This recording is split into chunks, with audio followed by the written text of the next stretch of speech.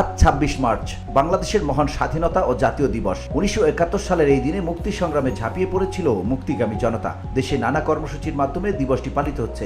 মহান এই দিবস উপলক্ষে যুক্তরাষ্ট্রের পক্ষ থেকে বাংলাদেশের জনগণকে অভিনন্দন জানিয়েছেন মার্কিন পররাষ্ট্রমন্ত্রী মার্কো রুবিও। স্থানীয় সময় মঙ্গলবার মার্কিন পররাষ্ট্র দপ্তরের ওয়েবসাইটে প্রকাশিত এক প্রেস বিবৃতিতে মার্কো বাংলাদেশের উদ্দেশ্যে অভিনন্দন বার্তা দেন।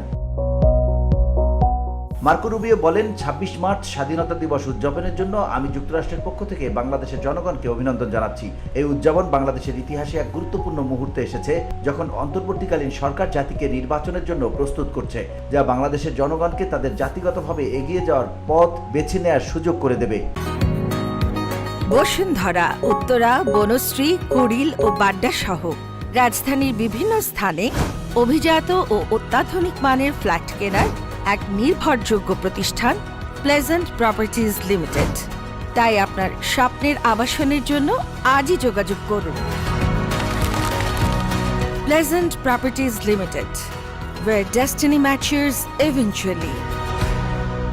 মার্কিন পররাষ্ট্রমন্ত্রী বলেন, যুক্তরাষ্ট্র একটি উজ্জ্বল ও গণতান্ত্রিক ভবিষ্যতের দিকে যাত্রায় বাংলাদেশকে সমর্থন করে। আমরা ইন্দো প্রশান্ত মহাসাগরীয় অঞ্চলে অর্থনৈতিক উন্নয়ন এবং আঞ্চলিক নিরাপত্তার উন্নয়নে আমাদের অংশীদারত্ব অব্যাহত রাখার জন্য উন্মুখ। তিনি আরো বলেন, বাংলাদেশে বিশেষ উপলক্ষটি উদযাপন করার সময় আমি দেশটির জনগণকে আমার উষ্ণ শুভেচ্ছা জানাচ্ছি এবং আমাদের উভয় জাতিকে নিরাপদ, শক্তিশালী এবং আরও সমৃদ্ধ করার জন্য একসঙ্গে কাজ করার জন্য যুক্তরাষ্ট্রের প্রতিশ্রুতি পুনর্ব্যক্ত করছি। VOD Bangla news desk.